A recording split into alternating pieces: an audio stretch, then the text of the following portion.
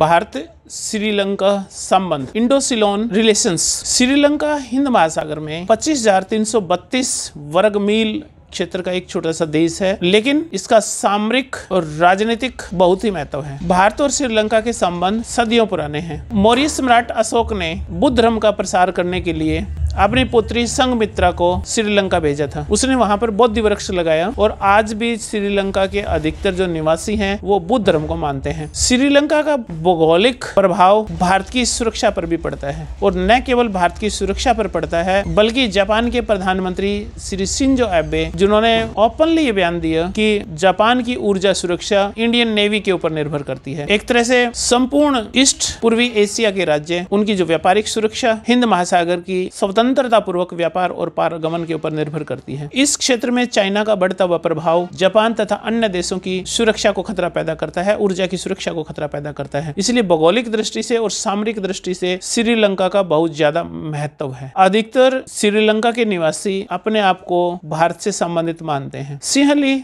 अपने आप को उत्तर भारत से गए हुए आर्यंस मानते हैं, जबकि तमिल भारत के तमिलनाडु प्रांत से श्रीलंका में जाकर बसे हैं। प्रमुख रूप से ब्रिटिश शासनकाल के दौरान गन्ना के खेतों में, रबड़ के खेतों में काम करने के लिए तमिल्स को काम करने के लिए वहां पर ले जाया गया और वो सदियों से वहां पर बसे हुए हैं, वहां पर रहते हैं। तो यानी प्रमुख रूप से दो जातियां श्रीलंका की, सिंहली और तमिल, दोनों ही अपने आप को भारत से संबंधित मानते हैं और अपने आप को भारत से गया हुआ मानते हैं। लेकिन 1948 में जो ही श्रीलंका को आजादी मिली, उसी के साथ सिंहली राष्ट्रवाद ने समस्या को बढ़ाना शुरू किया। 1948 में सभी जो तमिल्स थे ब्रिटिश सिटीजन के रूप में सभी अधिकारों का इस्तेमाल करते थे 1948 तक, जब तक श्रीलंका को स्वतंत्रता मिली। लेकिन स्वतंत्रता मिलते ही श्रीलंका की संसद ने सिलोन सिटीजनशिप एक्ट पास किया, जिसके द्वारा एक तरह से तमिलों को श्रीलंका की नागरिकता से वंचित कर दिया गया। 1949 में सिलोन संसदीय अधिनियम के द्वारा तमिलों के अधिकारों को और भी सीमित करने का प्रयास किया गया। एक तरह से तमिल राष्ट्रविहीन नागरिक बनकर रह गए। श्रीलंका की सिंहलीकरण की नीति,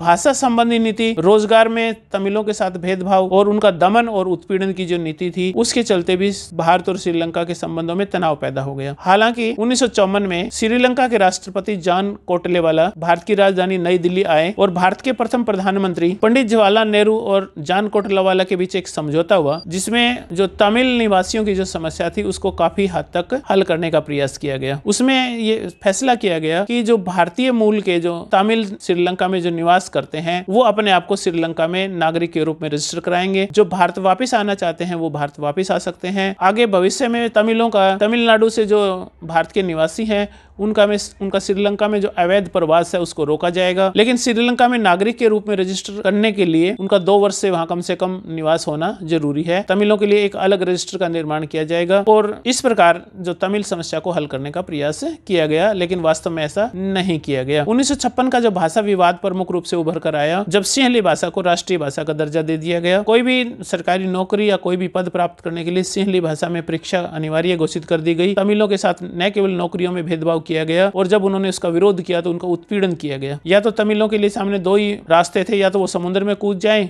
या वो भागकर भारत में आ जाएं। इस तरह की परिस्थितियों में श्रीलंका के राष्ट्रपति भंडार नायके और भारत के प्रधानमंत्री श्री लाल बहादुर शास्त्री के बीच में 1956 में एक समझौता हुआ, जिसमें श्रीलंका ने स्वीकार किया कि 5,25,000 तमिलों को श्रीलंका की नागरिकता दी जाएगी। भारत 3 लाख तमिलों को नागरिकता देगा और 1.5 लाख बाकी बचे हुए तमिलों के नागरिकता के बारे में, तमिल लोगों की सिटीजनशिप के बारे में बाद में फैसला किया जाएगा। लेकिन इन सब के बावजूद भी इस समस्या का हल नहीं हुआ और स्थानीय स्तर पर तमिलों के अनेक संगठन बन गए, जिन्होंने अपने स्तर पर श्रीलंका की भेदभावपूर्ण नीतियों का विरोध करना शुरू किया। दूसरा, भारत और श्रीलंका के संबंधों में विवाद का प्रमुख केंद्र बना कच्चा टिबू आइसलैंड। कच्चा टिबू भारत और श्रीलंका के बीच एक छोटा सा टापू है जो लगभग 200 एकड़ क्षेत्र का है। समुद्री हलचल के चलते वो समुद्र से उभर कर सामने आया। श्रीलंका ने उसके ऊपर अपनी दावेदारी की और भारत ने अपनी दावेदारी रखी। 28 जून 1974 को पड़ोसी देशों के साथ अच्छे संबंध बनाए रखने के लिए भारत ने कच्चा टिबू पर श्रीलंका की दावेदारी को स्वीकार कर लिया और उसकी संप्रभुता को स्वीकार किया गया और इसे श्रीलंका को सौंप दिया गया ताकि श्रीलंका के साथ मित्रवत संबंध बने रहें। 1962 के युद्ध के समय भी श्रीलंका ने भारत और चीन की मध्यस्थता करके एक तरह से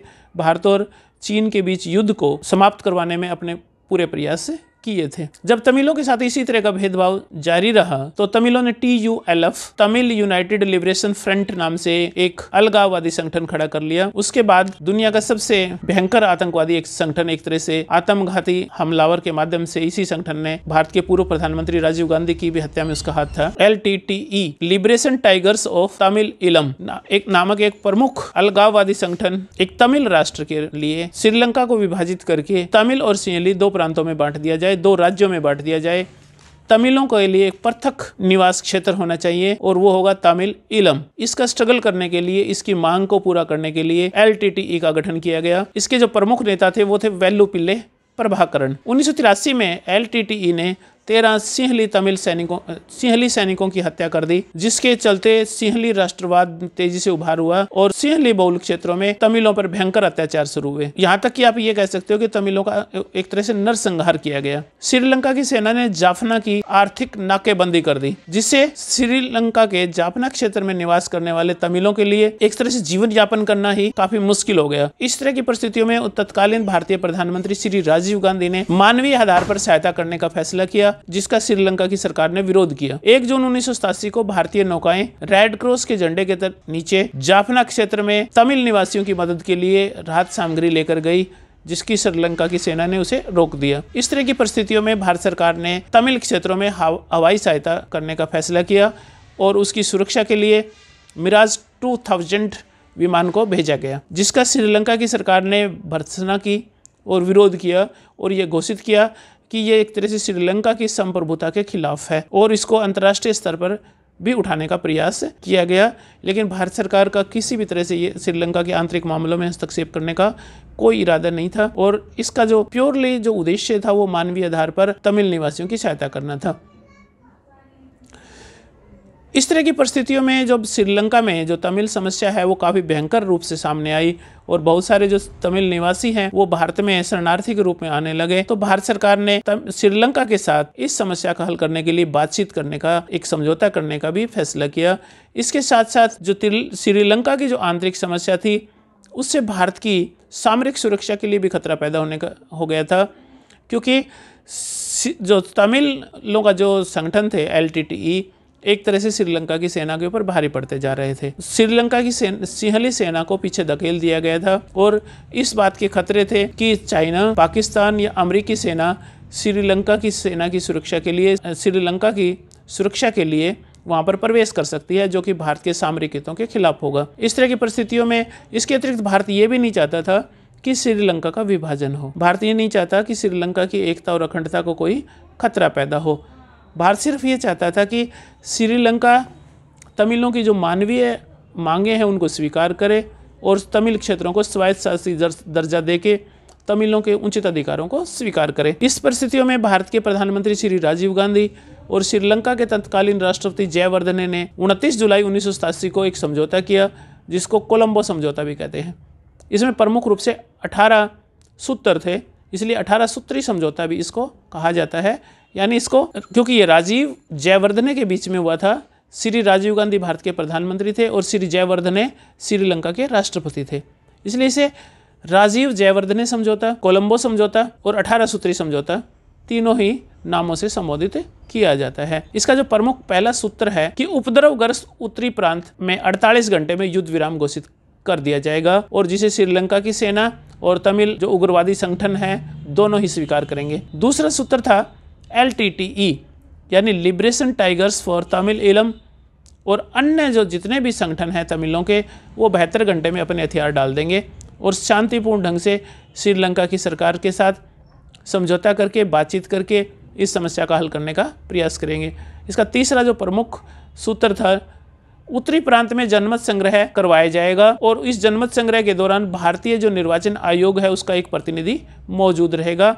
इसका जो चौथा सूत्र है नंबर 4 पर है, प्रांतीय परिषद के 3 माह में चुनाव करवाए जाएंगे और अधिकतम दिसंबर तक चुनाव करवा लिए जाएंगे। प्रांतीय परिषदों को स्वायत्तता दी जाएगी और डेमोक्रेटिक ढंग से श्रीलंका के तमिल अपने मानवीय अधिकारों को, अपने लोकतांत्रिक अधिकारों को प्राप्त करेंगे। नंबर 5, एकीकृत उत्तरी और पूर्वी प्रांत परिषद के चुनाव इंडियन इलेक्शन कमीशन की देखरेख में होंगे। इंडियन इलेक्शन कमीशन के रिप्रेजेंटेटिव्स की प्रमुख भूमिका होगी इन चुनावों के बीच में, उत्तरी पूर्वी परिषद के चुनाव में। इसके साथ साथ इन दोनों ही प्रांतों में अगर जनमत संग्रह में अगर एक प्रांत बनाया जाता है तो प्रत्येक या अलग अलग 2 प्रांत रखे जाते हैं तो दोनों ही प्रांतों के लिए एक गवर्नर होगा, एक मंत्री परिषद होगी और एक विधान परिषद होगी। यानी उनको सभी लोकतांत्रिक एक स्वायत्तशासी प्रांत के रूप में अधिकार प्राप्त होंगे। भारतीय क्षेत्र में किसी भी प्रकार की श्रीलंका के खिलाफ अलगाववादी और आतंकवादी गतिविधियों को बढ़ावा नहीं दिया जाएगा। इस बात की गारंटी भारत सरकार लेगी। भारत सरकार श्रीलंका की एकता और अखंडता की भी रक्षा करने की गारंटी लेगी।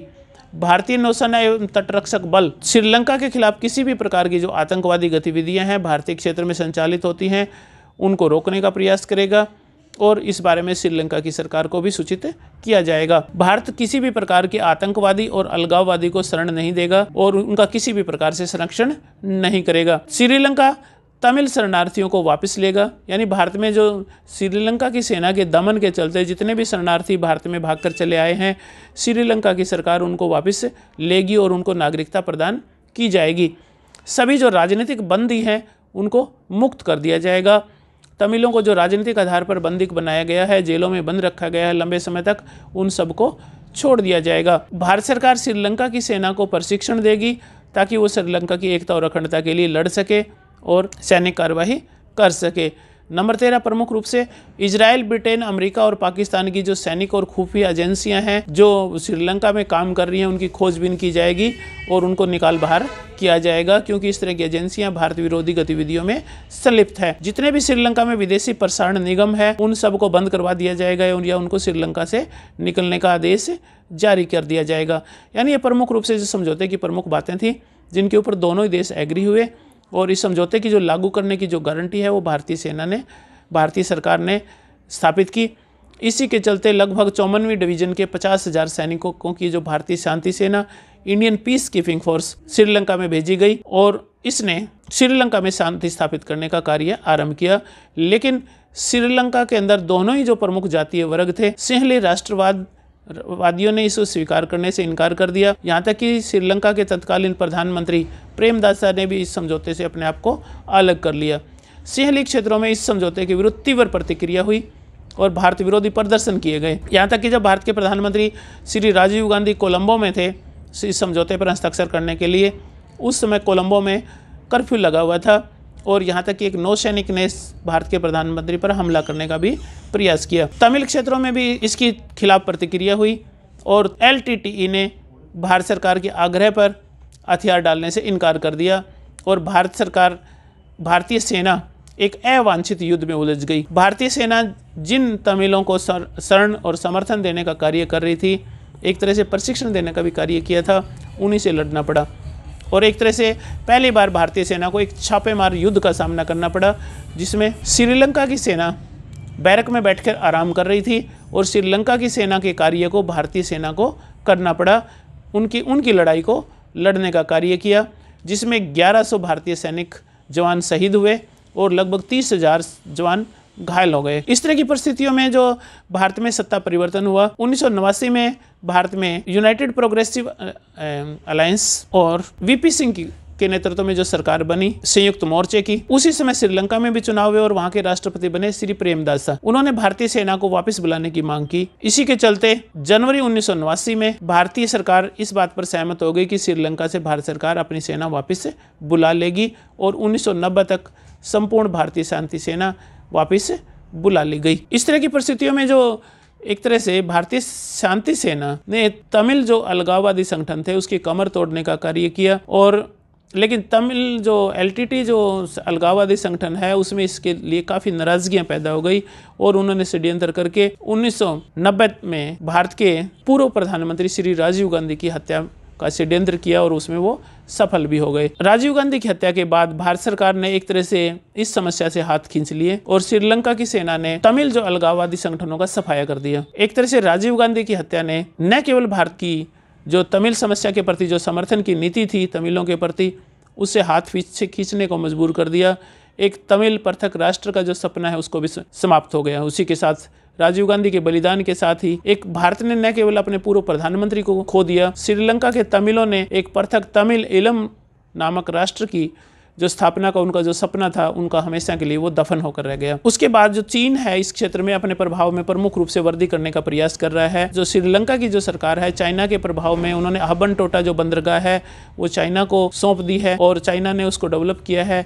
तो चाइना न केवल इसको व्यापारिक उद्देश्य के लिए, भविष्य में इसका सैनिक उद्देश्य के लिए भी इस्तेमाल करने का खतरा है, क्योंकि चाइना के द्वारा ऋण न चुका पाने के कारण इस बंदरगाह का जो स्वामित्व है वो चाइना को सौंप दिया गया है। जो श्रीलंका की जो भौगोलिक परिस्थिति है वो हिंद महासागर में काफी महत्वपूर्ण है और भारत की जो सुरक्षा है वो श्रीलंका के सहयोग के ऊपर, हिंद महासागर की सुरक्षा के ऊपर, इंडियन नेवी की सुरक्षा के ऊपर निर्भर करती है। और न केवल भारत की सुरक्षा बल्कि जापान सहित पूर्वोत्तर के जो बहुत सारे देश हैं उनकी ऊर्जा और व्यापारिक सुरक्षा भी हिंद महासागर के ऊपर निर्भर करती है और भारत की मजबूती के ऊपर निर्भर करती है, भारत और श्रीलंका के संबंधों पर निर्भर करती है। अधिकतर मामलों में जो भारत और श्रीलंका के जो संबंध है, तमिल जो समस्या थी वो प्रमुख रूप से सामने आ रही थी, बाकी अन्य मामलों में भारत और श्रीलंका के बहुत ही मित्रतापूर्वक संबंध है।